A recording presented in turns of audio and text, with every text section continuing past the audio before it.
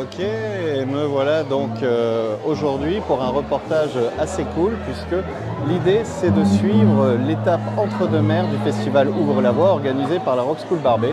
Donc des cyclistes, de la musique, des repas, des producteurs locaux, de vin notamment, et tout ça donc dans une belle et joyeuse ambiance et je vous propose de suivre ce reportage tout de suite. Donc là maintenant nous sommes avec Eric Roux donc, qui vient de Barbet, évidemment, mais surtout, en fait, qui est de Sauveterre. Totalement. Donc moi, en fait, je suis né à Florac, mais dès l'âge de 6 mois, je suis arrivé à Sauveterre de Guyenne. Ça, je ne me rappelle plus, mais bon. Ouais. Et j'ai passé toute ma jeunesse. Et c'est ici qu'on a commis nos premiers délits, en organisant des concerts de punk rock, en faisant venir notamment, quand même, on a eu de jolis faits de gloire, notamment la venue d'Oberkampf, qui était un des groupes leaders de la scène punk en France à cette époque-là. Donc ça, c'était il y a quelques années maintenant. Et aujourd'hui, si on est là, c'est pour Ouvre la Voie, qui est un festival qui est donc aujourd'hui part de Sauveterre et qui est un festival de musique itinérant à vélo. Tout à fait. Alors, est-ce que l'idée, c'est qu'on prend son vélo et on joue de la guitare? C'est compliqué de faire les deux quand même. Enfin, qu'est-ce qui se passe? C'est pas tout à fait ça. Alors, juste pour revenir encore un petit peu en arrière, suite au concert d'Oberkampf, quand même, la mairie de l'époque a organisé un conseil municipal extraordinaire. Donc, le concert était le 3 juillet 1983. Le 7 juillet, ils organisaient un conseil municipal extraordinaire interdisant le rock de cité à Sauveterre de Guyenne. Le concert réussi et quelque part il a bien fait le maire de l'époque puisque peut-être qu'on n'aurait jamais fait ce qu'on a fait après puisqu'il a coupé le cordon ombilical et Sauveterre ne serait jamais devenu Sauveterre sur Tamise. À Bordeaux il y avait quand même plus d'espace. Donc une fois conquis la capitale régionale, il y avait ça aussi comme envie, c'était de revenir avec tambour et trompette dans le village où nous avions passé toute notre jeunesse. Puisque là quand même il y avait beaucoup de monde dans nos histoires là. Donc il y avait surtout une voie ferrée qui reliait Bordeaux à Aimé.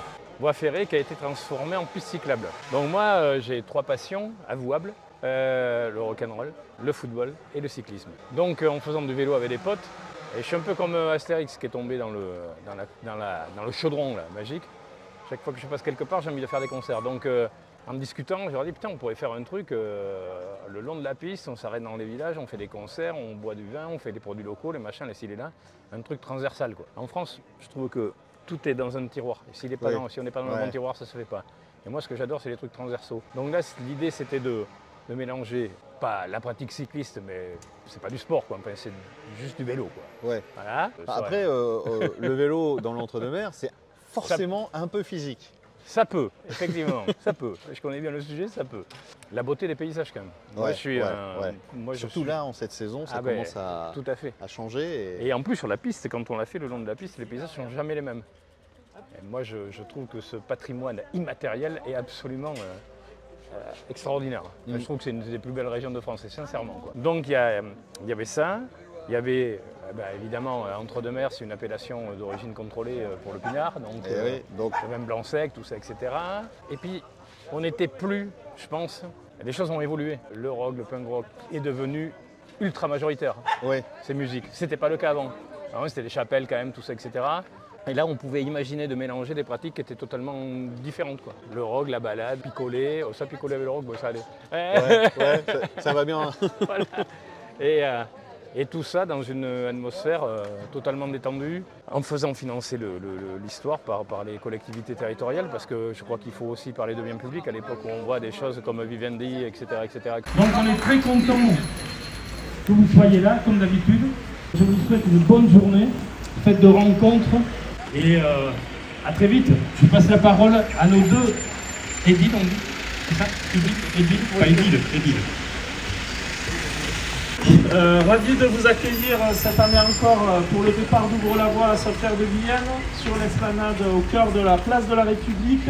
Donc c'est les 20 ans d'Ouvre la Voie, c'est un festival qui nous tient énormément à cœur à Sauveterre. D'abord effectivement parce qu'il relie Sauveterre et Bordeaux par la piste La Pébi, parce que son fondateur Eric Roux est un enfant de Sauveterre, et puis parce que ça fait 20 ans justement qu'un festival original de ce type a été créé, cyclo-musical, qui allie donc le vélo et la culture musicale, et donc sur tout le long de la piste, on peut profiter de ces bons moments de plaisir culturel, de ces bons moments de dégustation aussi. Et donc là, nous sommes à Frontenac pour une des étapes d'Ouvre-la-Voie, le festival, avec Sandrine du château Garino. C'est ça? Bonjour Sandrine. Bonjour. Est-ce que vous êtes une habituée du festival?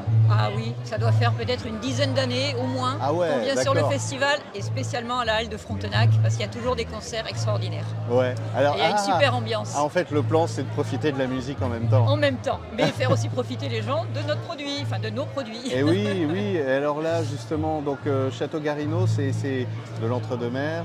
Alors Château Garino, d'abord, c'est une toute petite propriété familiale. Combien On est à d'hectares? Sauveterre, on a 20 hectares. Ok, ouais. Et c'est une propriété qui existe depuis 1865. Ok. Qui s'est transmise de génération en génération et la 5e génération vient de reprendre le flambeau. D'accord. Oui, ok. voilà. C'est cool ça, j'imagine que ça fait plaisir. Oui, ça fait chaud au cœur. D'accord. Et puis voilà, nous produisons donc du vin blanc, du rosé, du vin rouge, boisé, non boisé et du crémant. Ok, bon je vous laisse parce qu'il y a du monde en fait. Okay, bonne musique, marche. bon festival. Merci à vous.